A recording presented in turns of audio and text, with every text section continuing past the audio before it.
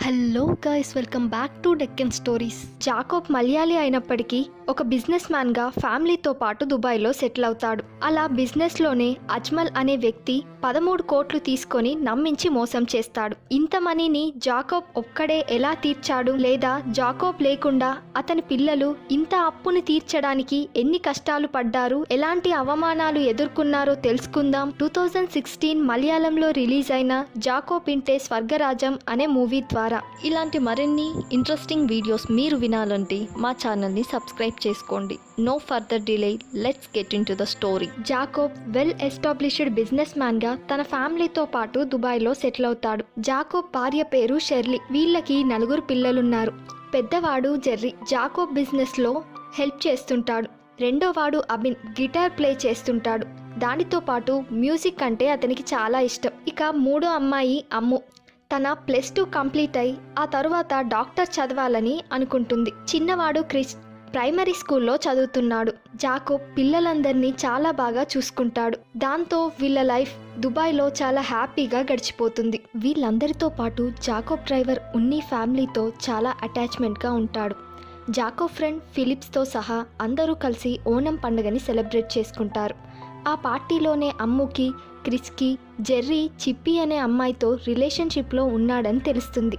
ఆ తరువాత జెర్రీ తన లవ్ స్టోరీ గురించి అమ్ముకి చెప్పి చిప్పి మెడిసిన్ చేస్తుందని చెప్తాడు.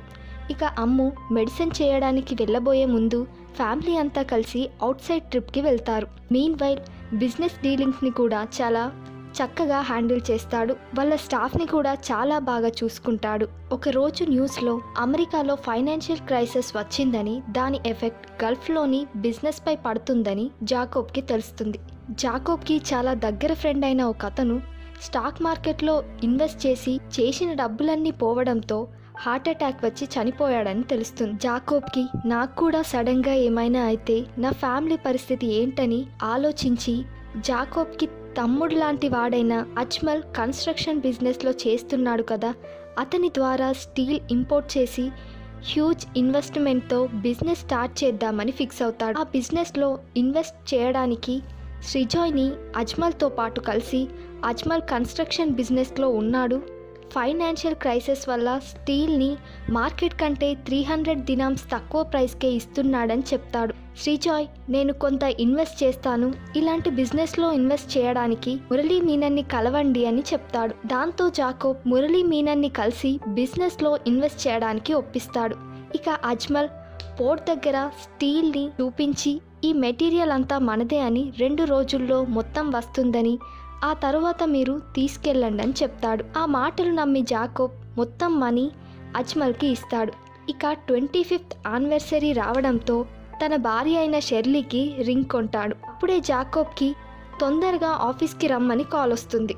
దాంతో జాకోబ్ ఆఫీస్కి వెళ్ళగా అజ్మల్ కాల్ లిఫ్ట్ చేయట్లేదని మోసం చేసి డబ్బులతో ఫ్యామిలీతో సహా పారిపోయాడని తెలుస్తుంది. ఈ మెటీరియల్ ఒక కంపెనీదని తెలిసి అజ్మల్ అబద్ధం చెప్పాడని తెలుస్తుంది.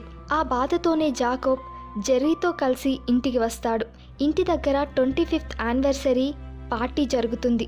ఆ పార్టీలో ఏం చెప్పలేక నెక్స్ట్ డే జరిగిందంతా జాకోబ్ షెర్లీకి చెప్పి ఇన్వెస్టర్స్ అందరినీ కన్విన్స్ చేస్తానని మొదటగా జాకోబ్ జెర్రీని తీసుకొని శ్రీజాయ్ దగ్గరికి వెళ్ళి మీ డబ్బులు మీకు తొందరగానే తిరిగిస్తానని, అంతవరకు చెక్స్ పెట్టుకోమని చెప్పగా శ్రీజాయ్, నేను 2 సంవత్సరాలు లేబర్ క్యాంప్లో ఇరుక్కుపోయానని, నన్ను మీ నాన్ననే కాపాడాడని, మీ నాన్న లేకపోతే ఈ రోజు నేను ఇలా ఉండేవాణ్ణి కాదని చెప్పి అలాంటి మనిషికి ఇలాంటి పరిస్థితి వచ్చిందని జెర్రీతో చెప్పుకుంటూ చాలా బాధపడతాడు. అక్కడి నుండి ఒక ఈజిప్టియన్ ఇన్వెస్టర్ ఓమ్నీని కలవడానికి వెళ్తుండగా మురళీ మీనన్ చూసి నా 3.5 మిలియన్ దినామ్స్ నాకు ఇవ్వలేదో, నువ్వు ఇచ్చిన గ్యారంటీస్ చెక్స్ని కోర్ట్కి సబ్మిట్ చేస్తే నీ ఫ్యామిలీ పరిస్థితి ఏమవుతుందో ఆలోచించుకోమని అంటాడు. అదే ఫ్రస్ట్రేషన్లో జాకోబ్ ఇంటికి వెళ్ళగా అబిన్ తన ఫ్రెండ్ పార్టీలో తాగి చిన్న గొడవ పెట్టుకున్నాడని తెలిసి అబిన్ని తిడతాడు. దాంతో అబిన్ నీ ఫ్రస్ట్రేషన్ అంతా నాపై చూపించొద్దని అంటాడు. Next day morning Jacob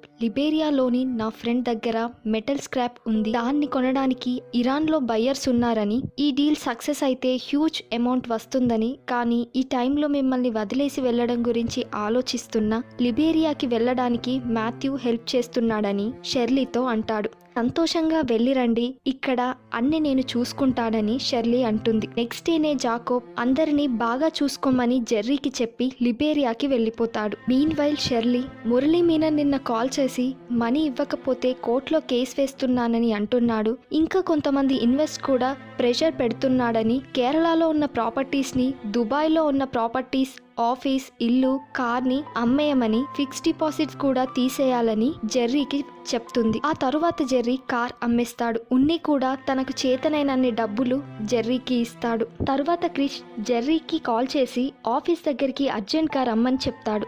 Jerry కంగారుగా ఫిలిప్స్ కి కాల్ చేసి ఆఫీస్ దగ్గరికి రమ్మంటాడు. జెర్రీ ఆఫీస్ దగ్గరికి వచ్చేసరికి షెర్లీని పోలీసులు తీసుకెళ్తారు. దాంతో జెర్రీ ఆ పోలీసులతో గొడవ పడతాడు. ఆ తర్వాత జెర్రీతో ఒమారీ డబ్బులు కట్టనందుకు కేసు పెట్టాడు, అందుకే కార్ అమ్మగా వచ్చిన డబ్బులని ఇచ్చి మిగతా అమౌంట్ ని 6 months లో సెటిల్ చేస్తానని చెప్తుంది. అక్కడ జెర్రీ క్రెడిట్ కార్డ్స్ బిల్ కట్టనందుకు జైల్లో పెడతారు. షెర్లీ శ్రీజాయ్ హెల్ప్తో జెర్రీని విడిపిస్తుంది. జెర్రీకి ఫ్యామిలీని ఎలా మెయింటైన్ చేయాలో తెలియక క్రెడిట్ కార్డ్స్ యూజ్ చేశానని, ఎక్కడి నుండి ఏం స్టార్ట్ చేయాలో నాకేం అర్థం కావట్లేదని ఫిలిప్స్తో చెప్పుకుంటూ బాధపడతాడు. ఫిలిప్స్ బిజినెస్ స్టార్ట్ చేయమని సలహా ఇస్తాడు. అలా జెర్రీ తన బిజినెస్ స్టార్ట్ చేద్దామని వాళ్ళ అమ్మని తీసుకుని ఒక అతని దగ్గరికి వెళ్ళగా అతను, మీ కంపెనీ చాలా ప్రాబ్లంలో ఉంది కదా, నేను మీ కంపెనీలో ఇన్వెస్ట్ చేయలేనని చెప్తాడు. జెర్రీ అవన్నీ రూమర్స్ అని, ప్రాబ్లమ్స్ ఉన్నది నిజమే కానీ ఇప్పుడు సాల్వ్ అయిపోయిందని చెప్తాడు. ఆ మాటలు విని షెర్లీ, ఎందుకు అబద్ధం చెప్తున్నావు, మీ నాన్న అబద్ధాలు చెప్పలేదు కాబట్టే ఇన్ని ఆస్తులు మనం సంపాదించామని అంటుంది. నెక్స్ట్ డేనే యూసఫ్ అలీ అనే పెద్ద బిజినెస్ మ్యాన్ దగ్గరికి జెర్రీ వెళ్ళి మాటలతో బాగా ఇంప్రెస్ చేసి 200 tons స్టీల్ కావాలని ఒక ఆఫ్రికన్ బయ్యర్ ఉన్నాడని చెప్తాడు. కానీ యూసఫ్ ఆఫీస్ అడ్రస్ లేదు, బిజినెస్ లైసెన్స్ లేదు, నిన్నెలా నమ్మాలని అడగ్గా జెర్రీ తన పాస్పోర్ట్ని పెడతాడు.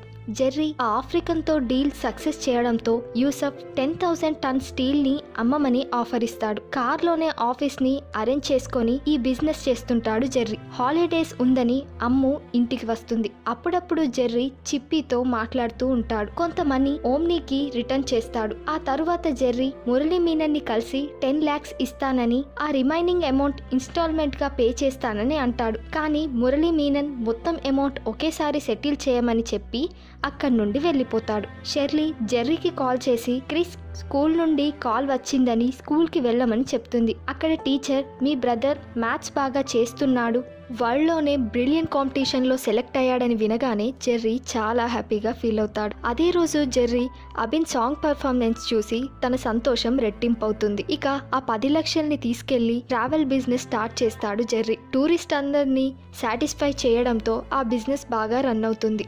మీన్ వైల్ మురళీ మీనన్ జెర్రీని కలిసి 10 lakhs ఇవ్వమని అడుగుతాడు. జెర్రీ, నేను వేరే బిజినెస్ లో ఇన్వెస్ట్ చేశానని చెప్పగానే 2 daysలో మనీ అరేంజ్ చేయకపోతే నీపై, నీ ఫ్యామిలీపై కోర్టులో కేసు వేస్తానని బెదిరిస్తాడు. మనీ కోసం చాలా ట్రై చేస్తాడు జెర్రీ, కానీ అరేంజ్ కాకపోవడంతో చివరికి మురళీ మీనన్ కాళ్ళు పట్టుకోవడానికి కూడా సిద్ధపడతాడు. పాస్పోర్ట్ని తాకట్టు పెట్టి కొంత డబ్బులని అరేంజ్ చేస్తాడు. సిజాయ్ కూడా 1 lakh అరేంజ్ చేస్తాడు. అప్పుడే జెర్రీకి ఆఫ్రికన్ కాల్ చేసి మనీ తీసుకుపోవడానికి ఎయిర్పోర్ట్కి రమ్మని చెప్తాడు. ఆ కంగారులో వెళ్తుండగా సిజాయ్ ఇచ్చిన 1 lakh పోతుంది. ఎయిర్పోర్ట్కి వెళ్ళేసరికి 4:30 కావడంతో ఆఫ్రికన్ కూడా వెళ్ళిపోతాడు. జెర్రీ మనీ ఇవ్వకపోవడంతో మురళీ మీనన్ కోర్టులో కేసు ఫైల్ చేయడానికి వెళ్తాడు. జాకోబ్ లీగల్ సన్ జెర్రీ, కానీ జాకోబ్ కంపెనీకి జెర్రీ ఓనర్ కాదని అర్థమై ఆ కేసుని కొట్టేస్తారు. ఆ తర్వాత కొన్ని రోజులకి జెర్రీ మురళీ మీనన్కి ఇవ్వాల్సిన డబ్బులన్నీ ఇచ్చేస్తాడు. ట్రావెల్ బిజినెస్ అభిన్ చూసుకుంటూ ఉంటాడు. జెర్రీ యూసఫ్తో కలిసి ఒక మీడియా కంపెనీని స్టార్ట్ చేయాలని అనుకుంటాడు. ముందుగానే జెర్రీ అందరినీ ఇండియాకి పంపిస్తాడు. ఆ తర్వాత కార్ కొని మళ్ళీ ఉన్నినే డ్రైవర్గా పెడతాడు. ఇక జెర్రీ చిప్పీతో కలిసి కేరళకి వెళ్తాడు. కేరళలో అందరూ కలిసి చాలా ఎంజాయ్ చేస్తారు. ఇలా హ్యాపీగా ఈ మూవీ ఎండ్ అవుతుంది. కష్టాలు వచ్చినప్పుడే చాలా స్ట్రాంగ్గా ఉండాలి అన్నదే ఈ స్టోరీ.